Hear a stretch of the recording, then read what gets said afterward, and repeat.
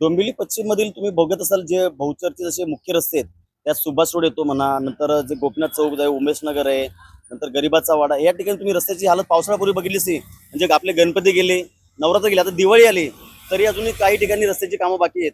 आज डोंबिवली पश्चिम मध्ये सुभाष रोड जो आहे त्या ठिकाणी तर एवढं लोकांना त्रास आहे. त्यांनी आपल्याला तिथले व्यापारी संघटना आहे, त्या व्यापारी संघटने आपल्याला पत्र लिहून दिले की ह्या जे जे धूळ आहे त्या धुळीमुळे होणारे जे श्वसनाचे प्रकार आहेत ते खूप वाढत चालले. तर तुम्ही जसा पाठपुरावा पावसाळ्यामध्ये खड्डे करत होता तसाच पाठपुरावा या पावसानंतर करावा आणि हा रस्ता जो आहे हा डांबरीकरणाचा जो प्रश्न आहे तो हा लवकरात लवकर मार्गी लावा असं महाराष्ट्र नवनिर्माण सेनेकडून मागणी केली जाते.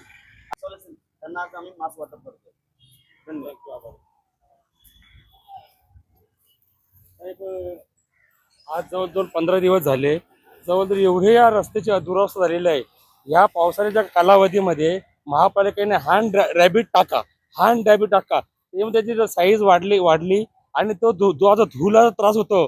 आज या सुभाष रोडवरती जवळजवळ 3 ते 4 नागरिक या धुलीमुळे ऍडमिट आहेत. कफाचा त्रास आहे, शिंक सर्दी वगैरे याच्यासाठी झालेलं आहे आणि कुणाचं लक्ष नाही. तो मनसेनी आंदोलन 3-4 वेळा इथं केलं आणि आज मनसे मुलं आज मध्ये मला वाटतं काहीतरी आशा आम्हाला येत आहे आणि मास्कचा वाटप त्यांनी भरपूर लोकांना प्रमाणात केलेला आहे. त्यामुळे मनसेवर जेवढे धन्यवाद देवा तेवढे कमीच आहेत आणि कोणताही नगरसेवकाला सुभाष रोडच्या कनेक्टेड या लोकांचा लक्ष नाही, काही नाही. तुम्ही मरा जगा काही करा, फक्त आम्हाला मतदानावेळी मतदान करा आणि तुम्ही काही तिथे करू शकता. दुसऱ्यासाठी तुम्हाला महापालिकेत कसं तुम्ही दादा ठोठावता आणि कसं तुम्ही पोटतिडकीने बोलता.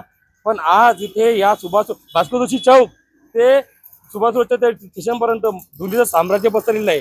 पण ह्या आता नगरसेवक कुठल्या शब्दात बोलू आणि